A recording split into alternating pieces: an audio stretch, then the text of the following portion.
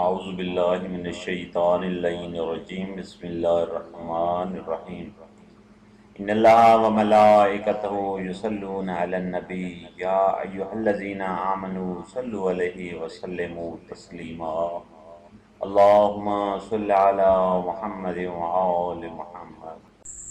جب شیطان کو بارگاہ الہی سے نکالا گیا تو اس نے خدا سے دعا کی، معبود میری 6000 سال کی عبادتوں کا کیا حشر ہوگا؟ اس سے پوچھا گیا تجھے اس کا بدلہ میں جو چاہیے وہ مل جائے گا؟ تو شیطان نے کہا مجھے قیامت تک کی مہلت چاہیے۔ اس سے کہا گیا تجھے وقت معلوم تک کی مہلت دے دی گئی۔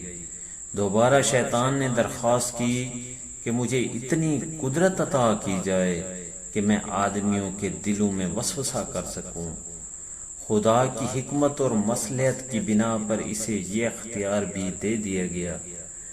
جب ابو البشر آدم علیہ السلام کو اس کی خبر ہوئی تو وہ بہت زار و قطار روئے اور عرض کی اے پالنے والے، اے پروردگار، اب جب کہ تو نے شیطان کو اتنی مہلت اور ایسی قدرت دے دی تو میری اولاد ایسے دشمن کے سامنے بیچاری ہو گئی ہے۔ اب میری اولاد کا کیا ہوگا؟ یہ خطرناک دشمن اس پر تو حاوی ہو جائے گا، نہ جانے اب اس کا انجام کیا ہوگا۔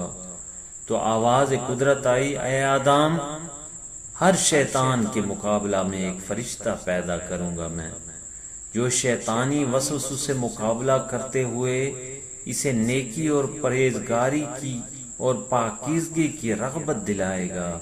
تو پیغمبر اسلام صلی اللہ علیہ وآلہ وسلم فرماتے ہیں ہر مومن کے دل میں 2 کان ہوتے ہیں، ایک کان میں فرشتہ پھونکتا ہے اور دوسرے کان میں شیطان وسواس و خناس پھونکتا ہے، اور خداوند عالم فرشتہ کے ذریعے مومن کی حفاظت اور مدد فرماتا ہے۔